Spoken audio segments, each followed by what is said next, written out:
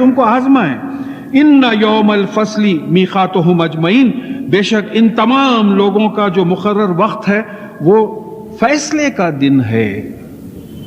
تمام لوگوں کا جو اب جو چاہے کر لے رہے ہیں لوگ، جس کی مرضی جو آئی کر لے رہے ہیں، لیکن قیامت کے دن ان کے معاملے میں فیصلہ ہوگا. جو بھی ہمارے میں اختلاف ہوں گے، دیکھیں کمیونٹیز میں جو اختلاف ہوں گے، انڈیویجولز میں جو اختلاف ہوں گے، بھائی بہن میں، باپ بیٹے میں، ماں بہو میں، ساس بہو میں، یہ تمام جتنے اختلافات ہوں گے، قیامت کے دن یہ اختلافات طے ہوں گے. تو یہ موقع کیوں دیتے؟ اگر آج ہم قرآن اور حدیث پڑھ کے ہر رشتے کا، ہر دوستی کا، ہر تعلق کا خیال رکھیں کہ قرآن اور حدیث میں کیا احکامات ہیں، تو انشاءاللہ وہ کڑک حساب سے بچ جائیں گے. تو ہر ایک کا جو ہے حساب اس دن ہوگا. یوم لا یغنی مولا عن مولا شیئا ولا هم ینصرون، وہ دن جس دن کے کوئی دوست کسی دوست کے کسی چیز میں کام نہیں آئے گا اور ان کی مدد نہیں کی جائے گی. اب یہاں کیا ہے، بچہ ایگزام دے رہا، کوئی صاحب بولے بھئی ایگزام دے کے نوکری مل گئی تو چلو، تو بولے نہیں آپ فکر مت کرو، فلانے صاحب میرے دوست ہیں اور وہاں کے ڈائریکٹر ہیں، جنرل مینیجر ہے، میں بول دیتا ہوں ہو جاتی نوکری. بولے چلیے کوئی دوست کام آ گیا. کوئی رانگ سائڈ جا رہے تھے آپ، پولیس والا پکڑ لیا، کسی کا رگا لگا کے جو ہے بولنے لگا کہ چھڑا لیا اپنے آپ کو. تو ہمارا جو یہ مزاج بنا ہوا ہے کہ یہاں کوئی نہ کوئی دوست، کوئی نہ کوئی رشتہ دار وغیرہ کام آ جاتے.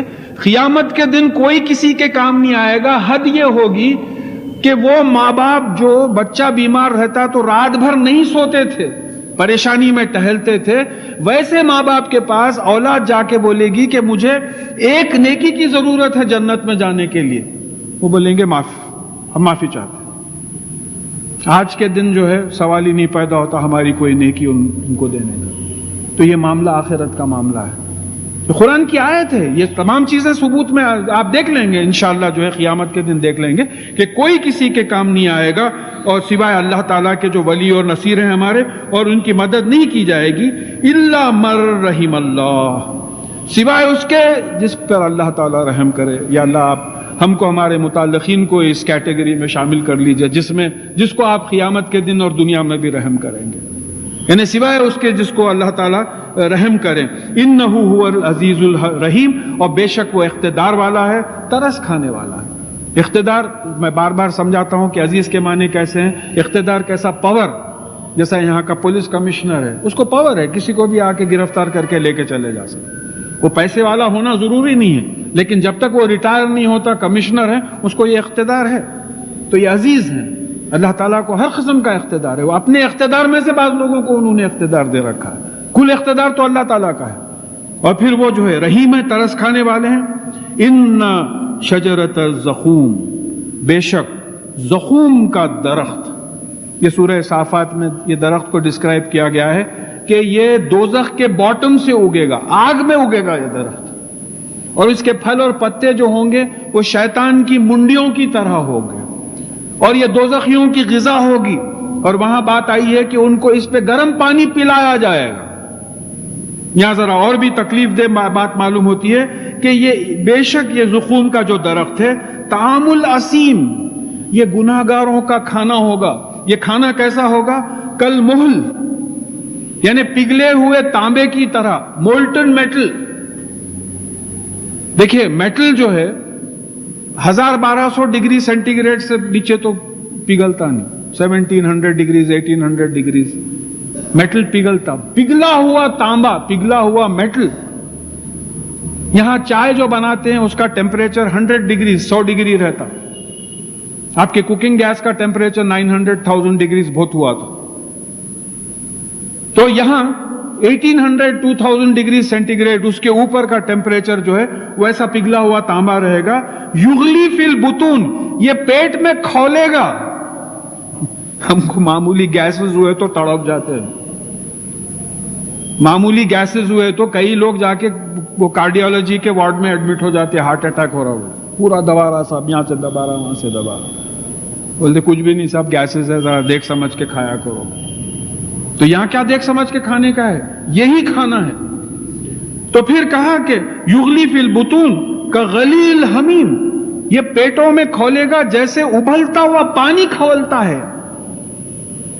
دیکھیں ان چیزوں کے لیے کبھی آپ نہانے پانی گرم کرے یا چائے کے لیے پانی گرم کرے تو ذرا جھانک کے دیکھ لیجئے کہ اس میں ببلز جو آتے ہیں، ذرا ہاتھ اوپر لگا کے دیکھیے کیسا ہوتا. خدا نہ خواستہ ہاتھ لگتا تے چھالا آ جاتا.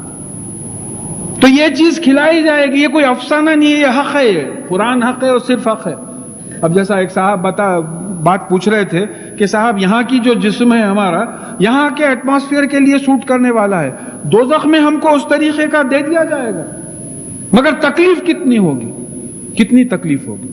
جیسے ایک اسکن اسپیشلسٹ سے کسی انٹرویو میں پوچھا گیا تھا کہ صاحب یہ ہمارے پاس قرآن میں آیا کہ دوزخ کی آگ ان کے چمڑیوں کو جلائے گی تو ہم چمڑیاں بدل دیں گے، پھر جلائیں گے، پھر بدلیں گے. تو اسکن اسپیشلسٹ کی حیثیت سے آپ کا کیا اوپینین ہے؟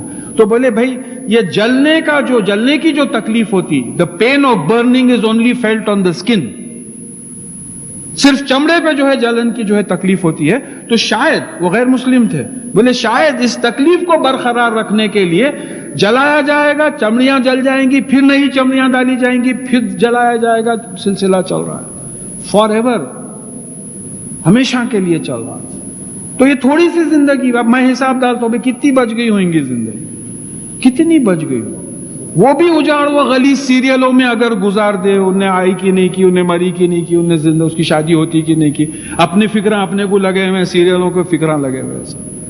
سوچ کے دیکھیے آپ، ایک تھوڑی سی زندگی جو باقی رہ گئی وہ جو ہے اس میں لگانا ہے تو ایسی سزا ہوگی. پھر کہا جائے گا، اب اس کو آپ یہاں امیجن کیجئے کہ ایک کوئی بہت بڑے لیڈر ہیں، بہت اکڑ ہے ان میں، اپنے آپ کو بڑے آنریبل سمجھتے ہیں، بڑے پاورفل سمجھتے ہیں، کبھی بھی کسی کو بھی اندر کر دے سکتے ہیں. تو اس کا ڈسکرپشن یہ آ رہا ہے، خذوہ، پکڑو اس کو، فاتلوہ، گھسیٹو اس کو، الی سواء الجحیم، یعنی آگ کے بیچ میں اس کو پکڑو، گھسیٹو اور آگ کے بیچ میں پھینک دو اس کو. یہاں تو سیٹیاں بج رہے ہیں، روڈ صاف ہو رہی، یہ ہو رہی، اگر یہ ہمارے ساتھ انصافی نہیں کریں، مار کے کھائیں لوگوں کا پیسہ، غلط راستہ دکھائیں، مذہبی لیڈرز، یہ فرعون ہے، ابو جہل ہے، یہ تمام چیزوں لوگوں کی اگر مثال لے آپ لیں. پھر کہا جائے گا ثم صبوا فوق رأسہ من عذاب الحمیم، پھر اس کے سر کے اوپر کھولتے ہوئے پانی سے عذاب دو اس کو، کھولتا ہوا پانی اونڈے لو اس کے اوپر. کیا حالت ہوگی صاحب؟ یہاں بولتے صاحب معاف کرنا 30% کے اوپر برنز ہے، بچنا مشکل ہے. یہ 100% برنز ہے. یہ پھر ایک جگہ آیا کہ دوزخ میں نہ مرو گے نہ جیو گے. چلیے بھئی مر گئے، قصہ ختم ہو گیا، سو گئے، پتہ ہی نہیں چل رہا کیا ہوا. نہیں، نہ مرو گے نہ جیو گے. اور برخلاف اس کے جنت میں آیا کہ وہاں حیوان، حیات کا ایگزیجوریٹڈ فارم، زندگی کا ایگزیجوریٹڈ فارم ہوگا جنتیوں کا. اللہ ہم سب کو، ہمارے متعلقین کو ان عذابوں سے بچائے اور جنت نصیب کرے. کہا جائے گا کہ ذق، چکھ، ٹیسٹ، انکا انت العزیز الکریم، تو بے شک جو ہے اپنے آپ کو بڑا عزیز، اقتدار والا اور بڑا کریم، بڑا آنرڈ، بڑا عزت والا سمجھتا تھا. تو دنیا میں غریبوں کو کھندل کے پھینکتا تھا، تو اپنے آپ کو جو ہے بہت ہی اقتدار والا سمجھتا تھا اور بہت ہی آنریبل سمجھتا تھا، باعزت سمجھتا تھا. لوگ ہٹ جاتے تھے، جھک جاتے تھے تو جب سامنے آتا تھا. تو لوگوں پہ جو ہے وہاں ظلم کرتا تھا. آج تو کیونکہ اس طریقے سے کرتا تھا. یہ دیکھیں، یہ ہمارے اسما ہے، عزیز الکریم. تو وہ لے لیا تھا. عزیز اللہ ہیں، اللہ تعالیٰ ہیں، کریم اللہ تعالیٰ ہیں. تو اپنے آپ کو عزیز اور کریم سمجھتا تھا. تو آج چک مزہ. تو یہ جتنے گھمنڈ کرتے ہیں آپ، یہ ہم لوگوں میں بھی رہتے. بعض فقیراں بھی بڑے گاٹے رہتے. میں کوئی محترمہ رکشا میں سے اترے تھے، 40 سال پہلے کی بات ہے. پیسے مانگے تو انہوں کچھ 10 پیسے 5 پیسے کچھ دیے. تو فقیر صاحب بول رہے، اے لو میک اپ کر لو جا کے، وہ واپس پھینک دے کے. تو جب سمجھ میں آیا کہ فقیر بھی گاٹا ہوتا، امیر گاٹے ہوتے بولے تو بات سمجھ میں آتی. انہیں نیچر میں رہتا.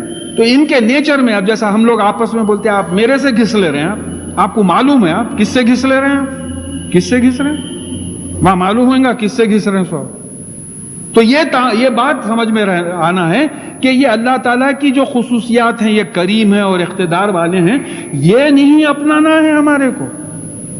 وہ رحیم ہے، رحمان ہے، رؤوف ہیں، یہ چیزوں کو اپنانے کی کوشش کرنا ہے. تو یہاں اس کو سزا ہوگی دوزخ میں.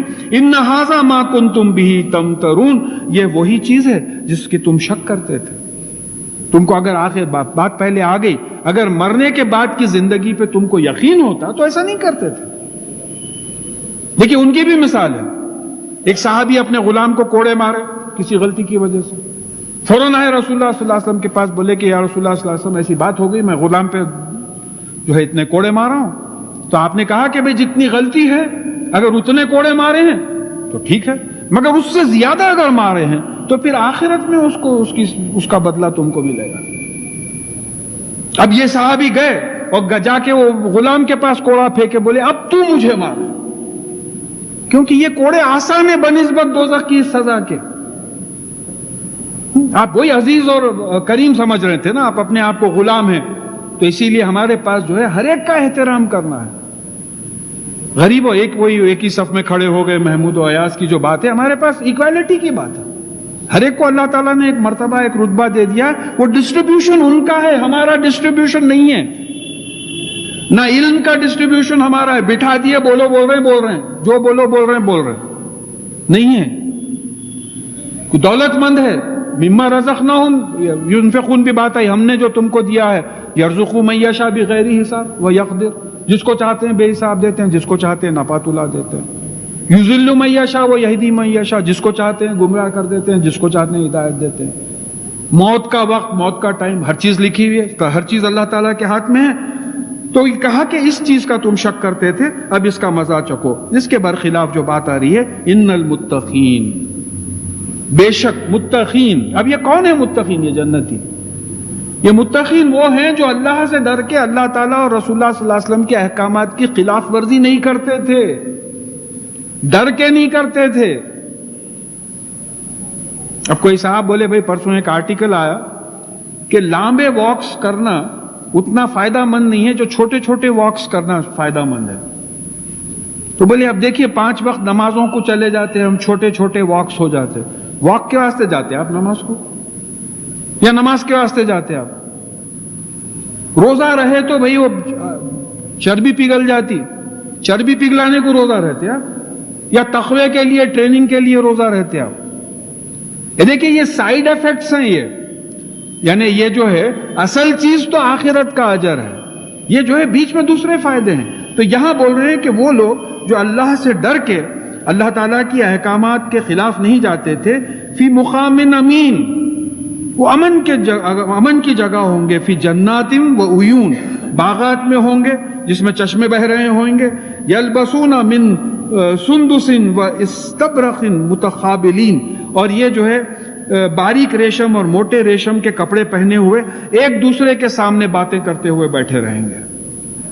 اب یہ باریک ریشم، موٹا ریشم، یہ دیکھیے اب یہاں وہ زمانے میں ریشم امیر لوگوں کا لباس تھا. دیکھیے یہاں بات سمجھنا ہے کہ ایک غریب کھادی پہن رہا ہے. ایک زمانے میں کھادی سب میں چیپ تھی، آج تو کھادی کی بھی ایک ویرائٹی آپ کو مل جاتی. تو جو غریب ہے وہ بیچارہ ہینڈ لوم کا کپڑا پہنتا تھا، اور جو امیر لوگ تھے وہ مخمل ریشم وغیرہ پہنا کرتے تھے. تو ان کو یہ بتایا جا رہا ہے کہ تم جو یہ دیکھتے تھے یہاں جو نیکی کرو گے تو تم کو وہاں باریک ریشم اور موٹے ریشم، یہ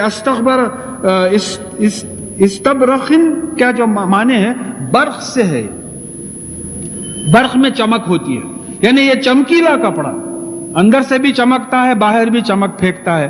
تو جو لوگوں کو اس قسم کا شوق تھا، یا لیڈیز کو جن کو اس قسم کا شوق ہے، یہ جو ہے وہاں جنت میں ان کو ملے گا. یہ ایک دوسرے کے سامنے بیٹھ کے بات